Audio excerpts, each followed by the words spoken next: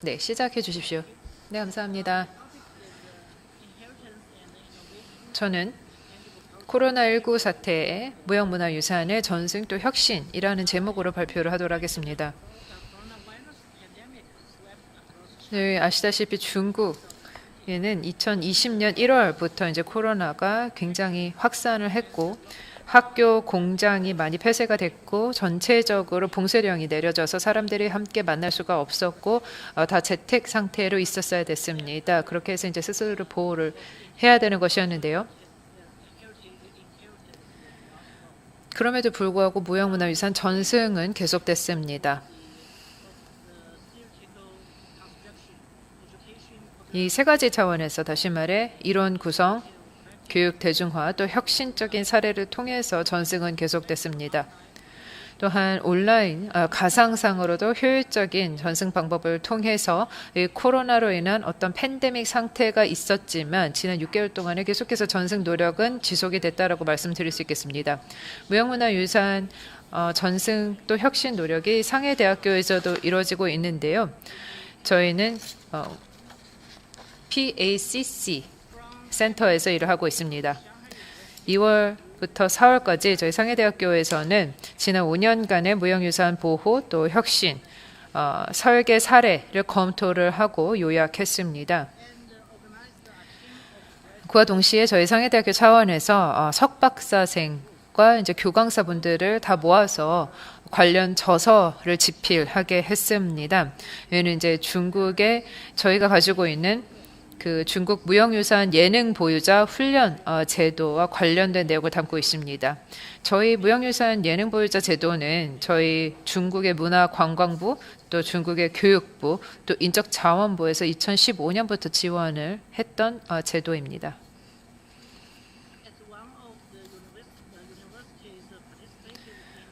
저희도 그 훈련 제도에 포함을 했기 때문에 저희 상해대학교에서도 굉장히 어떤 독특한 교수법을 발달시킬 수 있었다라고 말씀드릴 수 있겠습니다. 협력적인 교수법을 도입을 했고 그 보유자 전승자 분들이 가지고 있는 그 방법을 그대로 저희가 도입을 했습니다. 저희가 학생분들, 연행자분들, 또 디자이너분들을 모셔서 같이 협업을 했고요. 그리고 또 국제 창의적인 디자인 활동도 지원을 했습니다. 무형문화유산을 이렇게 혁신적으로 전승을 할 수 있도록 지원했던 것입니다.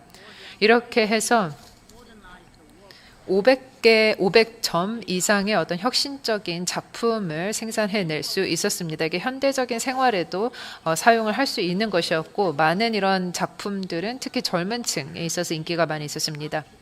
또한 이 최신 유행 이런 패션을 잘 담고 있는데 그와 동시에 이제 전통적인 예능 이런 예술적인 면들을 포함하고 있었습니다. 그래서 저희가 천천히 가기라는 어떤 철학을 담고는 있으면서 현대적인 스타일도 가지고 있는 것이었습니다.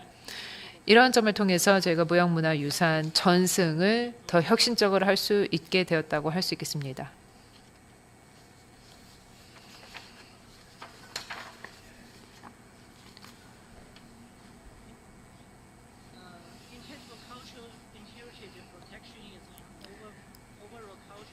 무형문화유산은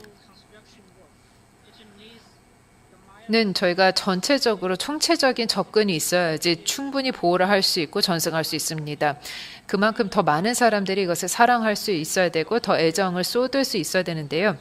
지난 5년 동안 저희는 계속해서 훈련 제도를 상해대학교 차원에서도 진행을 시키면서 학생들 또 교강사 분들에게 많은 영감을 주어서 무형유산 전승 노력에 참여를 시킬 수 있도록 독려할 수 있었습니다. 그리고 또 좋은 결과도 나오게 됐습니다.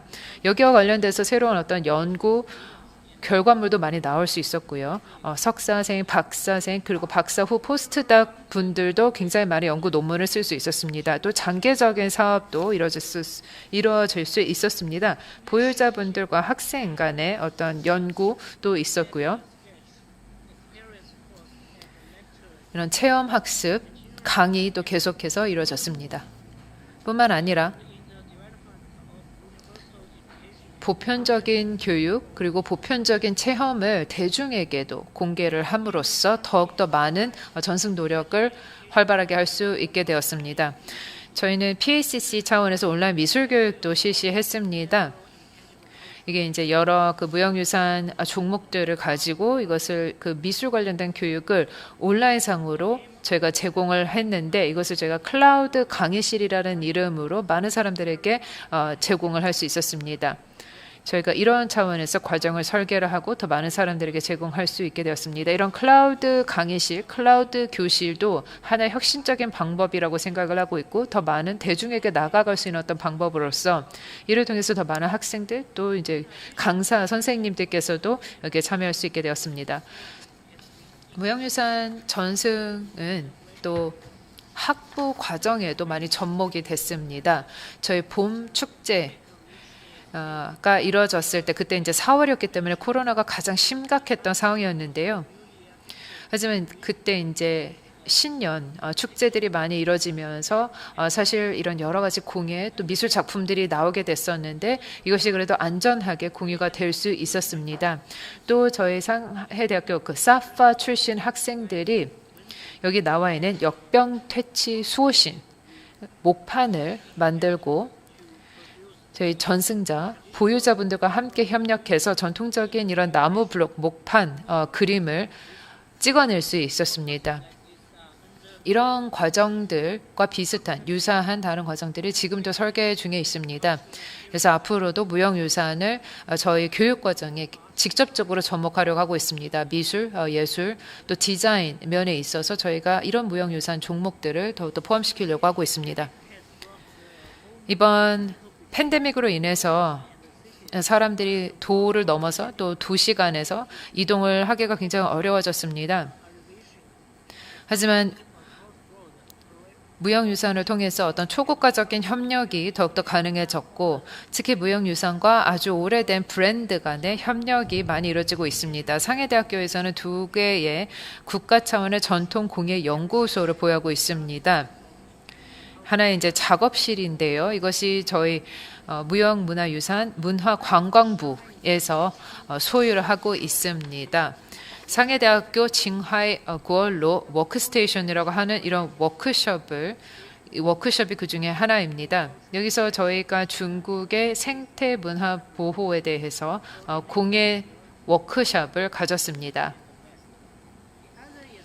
나와 있다시피 이제 동서양의 약간 국경을 넘어서서 하는 협력을 저희가 도모를 했고요. 저희 전통 공예를 직접적으로 다루는 워크숍으로서는 거의 유일하다고 생각을 하고 있습니다. 지난 몇 년 동안 저희가 특히 초점을 맞췄던 것은 스쇼이라고 하는 대나무 소재를 하고 있는 공예품, 특히 광저우 지방에서 유명한 이런 공예품을 널리 보급하는 것이었습니다. 상해대학교에서 지금 이제 가장 중점적으로 생각하고 있는 것이 저희 유서 있는 작품들에 대해서 연구 개발을 계속하고 그리고 이런 전통적인 공예 관련돼서 사업을 더욱더 키우는 것이었습니다. 이것을 실제 이제 그 도시 또 지방 여러 공동체에 계신 분들과 함께 협력을 하는 것이었습니다. 저희가 대나무 딤섬 선물 포장 상자라는 어떤 사업을 또 실시를 했었는데요. 이것이 이제 사회적으로도 굉장히 많은 관심을 불러일으켰고 그리고 대중분들께서도 많이 사랑을 해주셨습니다. 저희 사파 출신 학생들 또 교강사분들이 직접 디자인한 것이었는데요. 이 상하이에 굉장히 잘 알려져 있는 이런 식료품 브랜드와 같이 저희가 손을 잡아서 샹하이 셀이라는 이런 음식을 포장을 해서 판매를 했습니다. 이 포장하는 소재를 대나무로 했는데 대나무를 이렇게 서로 엮는 기술을 사용을 해서 아주 예쁜 포장을 하는 상자, 이런 박스 포장을 생산해냈습니다. 코로나 사태로 인해서 저희가 이제 여러 사람들이 함께 한 자리에 모일 수가 없기 때문에 보통 이제 밀폐 공간을 갈 수가 없어서 이제 공원에 가서 이제 잠깐 피크닉을 한다든가 할 수밖에 없기 때문에 사실 그런 데 있어서는 이런 대나무 포장 상자, 딤섬을 가지고 있는, 딤섬을 넣고 있는 이 대나무 포장 상자를 가지고 공원에 잠깐 나가서 산책하면서 먹는 것이 하나의 유행이 됐습니다. 이게 단순히 이 전통 공예에 대해서 더 많은 사람들을 알려주는 것이 아니라 이런 전통적인 기법이 있었다, 이런 대나무를 엮는 기술이 있었다라는 것을 더 많은 사람들에게 알려질 수 있었다라고 생각합니다.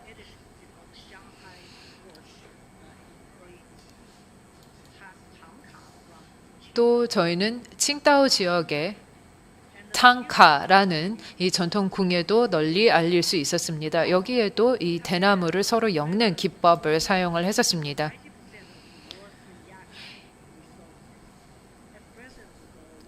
지금 현재 말씀드린 이 워크숍, 워크스테이션이 두 곳이 있는데 더욱더 확대가 될 예정을 가지고 있고,